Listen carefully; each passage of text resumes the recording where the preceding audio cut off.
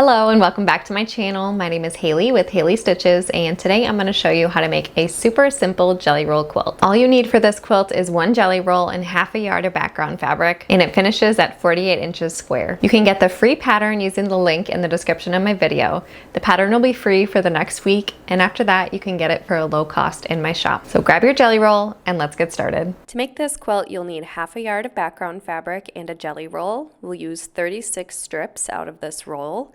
You'll also need a cutting mat, a rotary cutter, something to mark your fabric. I'm using a disappearing ink pen, a matching thread, and a ruler. I'm going to use a long ruler to cut my background fabric and an 8.5 inch square ruler to cut my jelly roll. Everything will be linked in the description of this video. So to get started, we're going to cut long strips out of our background fabric. First, I'm going to square up my fabric just by trimming a tiny bit off. This is going to make sure I have a nice 90-degree angle to work with. And then I'm going to cut this fabric into 5 2.5 inch strips. I like to use white or cream as my background fabric, but this quilt would look great with any color background fabric, as you'll see as we start to assemble the blocks. So feel free to get creative when you're choosing your fabric color. You'll have just a bit of background fabric left over that you can add to your fabric stash. And now we're going to cut each of these strips into 2.5 inch squares. The first step is to trim off that selvage, and I'm going to leave the strip folded in half just to help speed up the cutting. But make sure everything is lined up to give you that 2.5 inch square, and then each strip will give us a total of 16 2.5 inch squares. So at the end, you'll end up with 72 2.5 inch squares from each of these strips. So repeat that cutting process until you get all of your squares.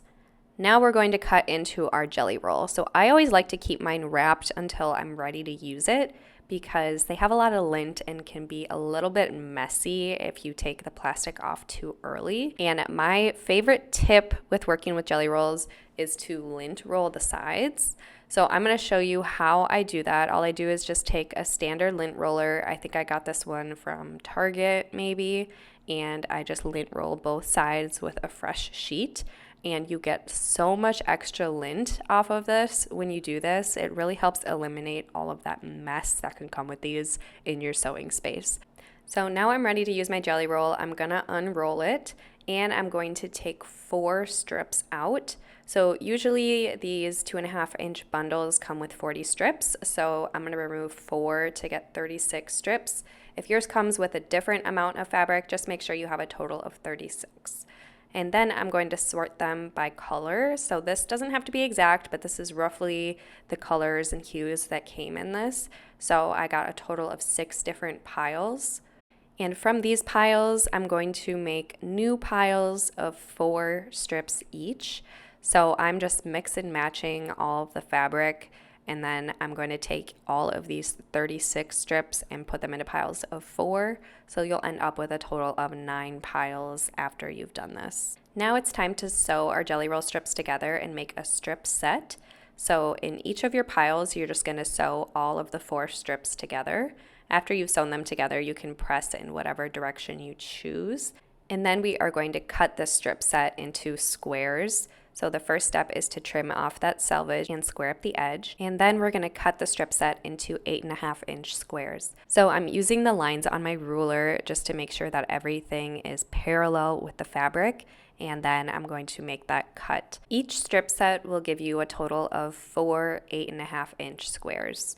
And you'll repeat this with all of your strip sets to get a total of 36 squares. The final step in piecing this block is to add our 2.5 inch background squares. And first we'll mark a diagonal line on each of these 2.5 inch squares, and then we're going to line them up on our quilt block and sew them together. So you'll want to put one in the lower left corner and one in the upper right corner, making sure that the marked line is not pointing towards the corner.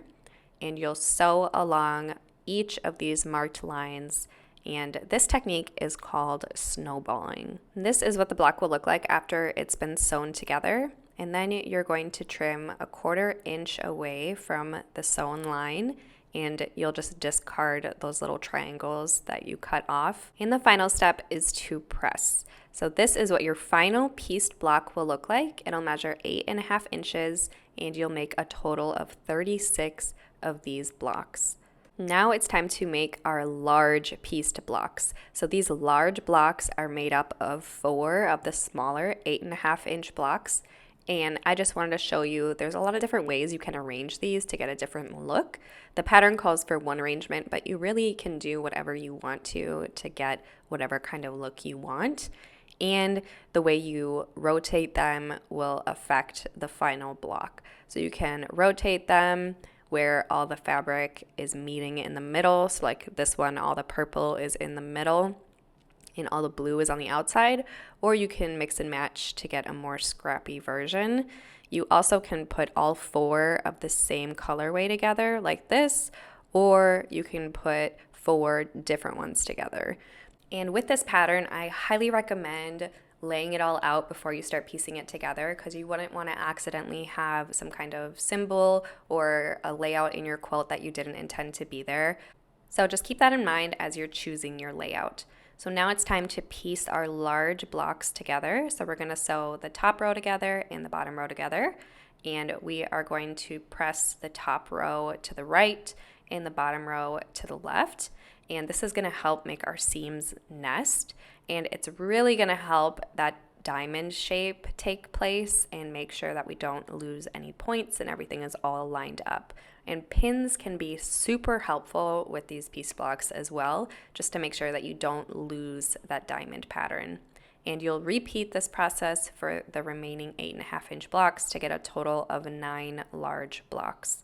So for this quilt, it's going to be a 3x3 grid. So each of the rows are going to be assembled the exact same way. You're going to choose 3 blocks to put together, sew them together with a 1/4-inch seam allowance. And as you're sewing these blocks together, it can be helpful to pin along the snowball corners and the top and bottom of the blocks just to make sure that that diamond shape is lining up. And as you can see, my diamonds are not perfect. I'm definitely not a precision quilter, but if that's important to you, pins can be super helpful with that.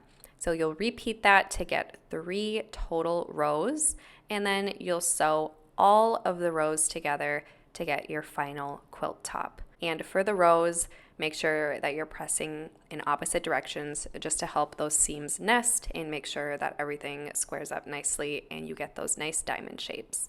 And this quilt measures 48 inches square, so it makes a nice small throw size, or this is even a good baby size quilt because then they can grow into it as they become toddlers. So this is the final quilt top. Remember to download the free pattern using the link in the description of this video. And if you're watching this video a little bit later, you can grab the pattern for just $2 in my shop. If you want another jelly roll quilt, check out this tutorial. I'll see you there.